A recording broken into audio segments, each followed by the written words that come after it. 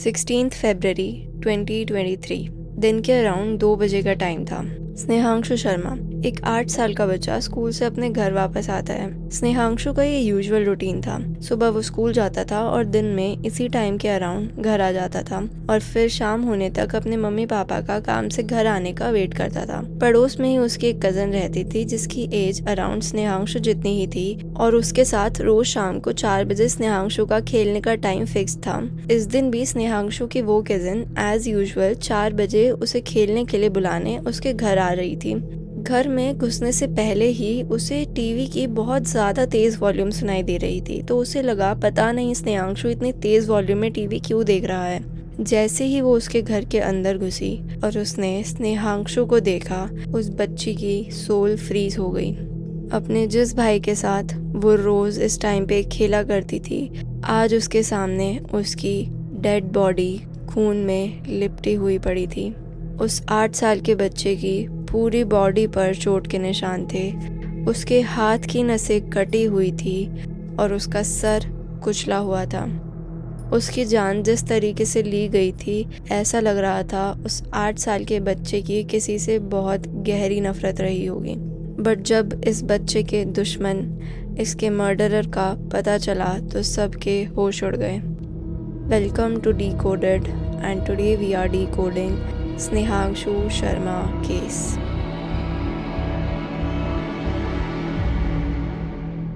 स्नेहांशु शर्मा अपने पिता पंकज शर्मा और मां शांता शर्मा के साथ वेस्ट बंगाल के कुनगर शहर की आदर्श नगर कॉलोनी में रहा करता था। उसके पिता पंकज शर्मा एक फैक्ट्री में काम किया करते थे और उसकी मां शांता शर्मा एक रेस्टोरेंट में एज हेल्पर काम किया करती थी। अब जब दोनों पेरेंट्स वर्किंग थे तो स्नेहांशु स्कूल से आने के बाद मोस्ट ऑफ द टाइम अकेले ही घर पर रहा करता था एंड उसके पेरेंट्स को उसकी टेंशन भी उतनी नहीं थी एज उनकी colony was very safe. Also उनके पड़ोसी भी स्नेहांशु पे नजर रखते थे, उसका ध्यान रख लेते थे। उस दिन जब स्नेहांशु की बॉडी उसकी कजन ने देखी तो आसपास के सब पड़ोसी उसकी चीख और रोना सुनकर वहां पहुंचे और उसे ऐसी हालत में देखकर सबकी आत्मा कांप गई। दे इमीडिएटली इन्फॉर्म्ड द पुलिस और उन्होंने स्नेहांशु के माता पिता को बताया। उसके पेरेंट्स वर डिवास्टेटेड। ऑब्वियसली कोई भी होगा अपने बच्चे को ऐसे देखकर। ऐसा लग रहा था किसी ने पता नहीं कौन सी दुश्मनी उस 8 साल के बच्चे पे निकाली हो। Police immediately started investigating. हर एंगल से पुलिस ने इस केस को देखा कि कहीं चोरी, लूटपाट या उसके पेरेंट्स की किसी से दुश्मनी हो, बट ऐसा कोई भी एंगल इस केस में निकलकर नहीं आ रहा था। सबसे बड़ा और पहला क्लू पुलिस को तब मिला जब उन्होंने उनके घर के पेट डॉग पर ध्यान दिया।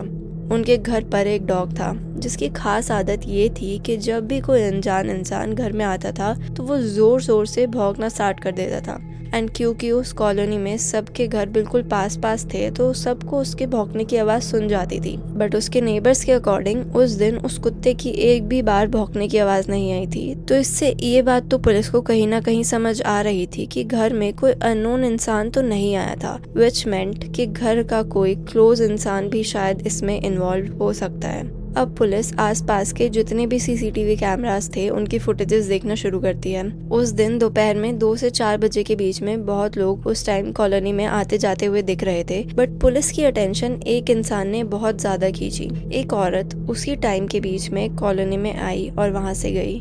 बहुत स्ट्रेंज चीज उसके बारे में ये थी कि उसने मुंह पर मास्क पहना था एंड उसकी बॉडी लैंग्वेज भी बहुत ज्यादा सस्पिशियस लग रही थी। पुलिस ने स्नेहांशु के पेरेंट्स को उसकी पहचान कराने के लिए बुलाया। ये फुटेज जब स्नेहांशु की माँ को दिखाई तो उसने तो उस औरत को पहचानने से साफ साफ मना कर दिया। बट देन जब स्नेहांशु के पिता ने उसको देखा तो उन्होंने इमीडिएटली उसे पहचान लिया। वो औरत जो फुटेज में दिखाई दे रही थी उसका नाम इफ़त परवीन था और वो स्नेहांशु की माँ शांता की बहुत ही क्लोज फ्रेंड थी जो कि बहुत बार उनके घर आती जाती रहती थी एंड स्नेहांशु तो उसे मासी बुलाता था। जैसे ही पुलिस को उसकी आइडेंटिटी पता चली, पुलिस ने उसके बारे में इंफॉर्मेशन निकलवाना शुरू की। ऑल्सो पुलिस ने स्नेहांशु के पिता की कॉल डिटेल्स भी निकलवाई क्योंकि उन्हें शायद लग रहा था कि कहीं पंकज के साथ उसके अफेयर का कोई एंगल निकल कर ना आए, बट ऐसा कुछ भी एविडेंस नहीं मिला जिससे ये पॉसिबिलिटी निकल कर आती हो। पुलिस को ये भी पता चला कि उस दिन दोपहर 2 से रात 8 बजे तक इफ़त का मोबाइल स्विच्ड ऑफ था। पर जब पुलिस ने इफ़त के कॉल डिटेल्स निकाले तो उसमें एक नंबर था जिससे इफ़त डेली घंटों घंटों बात किया करती थी। जब पुलिस ने वो नंबर किसका है ये पता लगवाया तो जिस इंसान का नाम सामने आया, तब इस केस ने वो टर्न लिया जो किसी ने सोचा भी नहीं होगा। इफ़त जिससे पूरा पूरा दिन बात करती थी वो और कोई नहीं, स्नेहांशु की माँ शांता शर्मा थी। अब वो दोनों अच्छी दोस्त थी तो बातें करना तो नॉर्मल चीज़ है, बट इतने घंटे एंड इवन लेट नाइट को भी वो बातें किया करते थे, विच वॉज क्वाइट स्ट्रेंज। शक के चलते पुलिस ने उन दोनों के व्हाट्सएप चैट्स रिट्रीव करवाए और उनमें से जो उन्हें मिला वो देखकर सब शॉक्ड रह गए। उनकी चैट्स, उनकी बातें दो दोस्तों की तरह तो बिल्कुल भी नहीं लग रही थी। उनके मैसेजेस ऐसे थे जैसे लवर्स या कपल आपस में बातें करते हैं, एंड बहुत ऑड पिक्चर्स भी उन्होंने एक दूसरे के साथ शेयर की हुई थी, जिससे क्लियरली पता चल रहा था कि शांता और इफ़त का रिश्ता सिर्फ दोस्ती तक तो बिल्कुल नहीं था, बट उनके बीच में अफेयर था। अब इन सब के बाद they were taken into detention immediately. Police ने आस पड़ोस के लोगों से भी शांता और इफ़त के बारे में पूछा, बट उन्हें सिर्फ इतना ही पता था कि वो उनके घर काफ़ी आती जाती रहती थी। जब पंकज शर्मा से शांता और इफ़त की दोस्ती, उनके रिश्ते के बारे में पूछा गया तो उसने पुलिस को बताया कि उसे हमेशा से ही कहीं ना कहीं बहुत गहरा डाउट था, बट सोसाइटी के डर से और अपनी फैमिली को बचाए रखने के लिए उन्होंने कभी भी इस चीज़ को लेकर बोला नहीं। बड़ा पुलिस का main motive was to find out कि इस पूरे बात का स्नेहांशु के मर्डर से क्या रिलेशन था। इफ़त तो उस दिन उनके घर की तरफ आते हुए कैमरा में दिख चुकी थी, तो क्या इफ़त ने ये सब अकेले किया था या फिर उसके साथ शांता भी इन सब में शामिल थी। उन दोनों की इंटेरोगेशन अच्छे से शुरू हुई and soon Shanta broke down और उसने अपना हीनियस क्राइम कन्फेस कर दिया। उसने एक्सेप्ट किया कि उसने खुद अपने 8 साल के बच्चे को इफ़त के साथ मिलकर मारा था। इंसिडेंट से थोड़े दिन पहले एक दिन इफ़त और शांता जल्दी घर आ गए एंड वो दोनों फिजिकली इन्वॉल्व हो गए बिना ये सोचे कि स्नेहांशु के घर आने का टाइम हो चुका था। वो घर का दरवाज़ा तक बंद करना भूल गए थे एंड जब स्नेहांशु घर आया तो उस छोटे बच्चे ने उन्हें कॉम्प्रोमाइजिंग सिचुएशन में देख लिया। स्नेहांशु सिर्फ 8 साल का था और उसका ये सब विटनेस करना बहुत ही ट्रॉमेटाइजिंग चीज़ थी। उस इंसिडेंट के बाद स्नेहांशु ना तो अपनी माँ शांता और ना ही इफ़त के साथ नॉर्मल रह पा रहा था। वो अपनी माँ से गुस्सा रहता था, नाराज़ रहता था और कभी कभी लड़ाई भी किया करता था। वो जस्ट एक छोटा बच्चा था, बट उसे फिर भी ये समझ आ चुका था कि उसकी माँ कितनी गलत है। स्नेहांशु का ये बिहेवियर देखकर शांता और इफ़त बहुत ज़्यादा डर चुके थे। शांता को डर था कि कहीं स्नेहांशु सबको ये बता ना दे और उनका ये डार्क सीक्रेट खुल ना जाए, और इसी डर की वजह से वो एक माँ से मॉन्स्टर बन गई। उसने इफ़त के साथ स्नेहांशु को मारने का प्लान बनाया।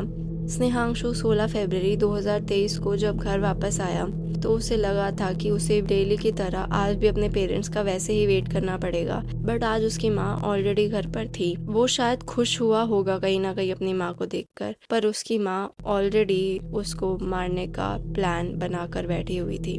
शांता ने अपने ही कोख से जन्म लिए बच्चे का सर पहले बेरहमी से दीवार और टेबल पर मारा, फिर एक भारी मूर्ति उसके सर पर मारी, उसका सर कुचला और फिर उसने किचन से चाकू लाकर उसकी हाथ की नसें काट दी और फिर धीरे धीरे उसकी आंखों के सामने स्नेहांशु की जान चली गई। फिर वो दोनों वहाँ से अलग अलग रास्ता लेकर चली गई, बट इफ़त जिस रास्ते से वापस गई उस पर कैमरा लगा था और इसी वजह से उनका ये हीनियस क्राइम सामने आ पाया। The more I think about कि उस बेचारे बच्चे पर क्या बीती होगी अपनी माँ का ये रूप देखकर, उतना ही मेरा दिल टूट जाता है। माँ शब्द ही अपने आप में इतना प्योर है और ऐसे रिश्ते को इस लेवल पर गिराने की हरकत जो शांता ने की है उसके लिए उसे जितनी बुरी सज़ा मिले उतनी कम है।